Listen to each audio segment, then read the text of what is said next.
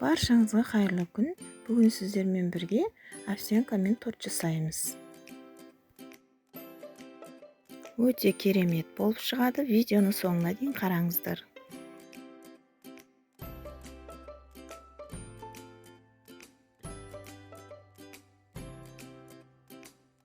Ол үшін алдымен қара шоколадымызды осылай майдалап сақтап турап аламыз.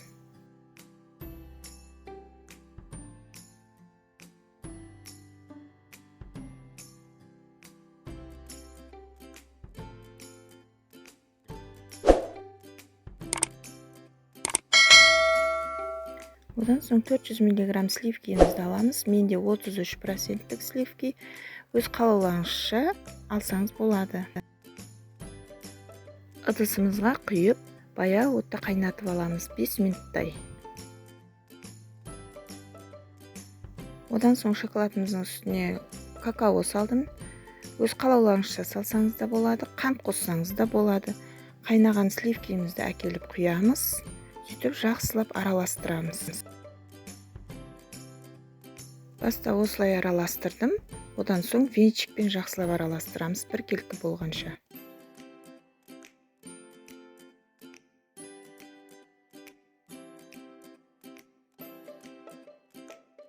Массамыз дайын болған соң, осылай овсянканы үстіне саламыз. Сөйтіп жақсылап араластырамыз.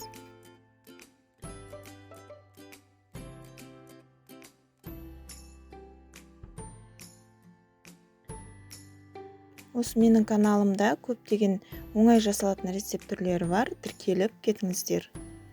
Мен тарелканың үстіне пергамент қағазын жайып, үстін майладым. Одан соң осы формамызды қойып, массамызды саламыз жақсылап, нығыздап.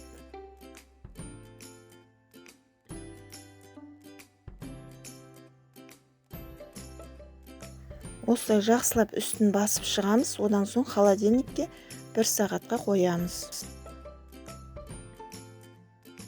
Енді бетін әрлейтін ганашты дайындаймыз. Мен қара шоколадтың үстіне сливкиді тағы да қайнатып алып құйып, осылай жақсылап араластырдым. 1 сағат өткен соң осы холодильниктен алып, формадан шешіп аламыз. Мінекей дайын болды. Енді үстіне ганашты осылай әдемілеп құйып шығамыз.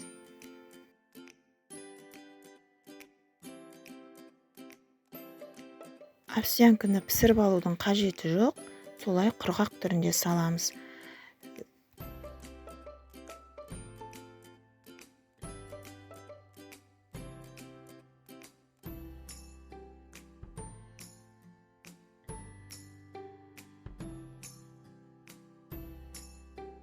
Енді тортымыздың бетін әрлейміз. Мен кокос ұнтағымен әрледім. Өз қалауларыңызша әрлесеңіз болады.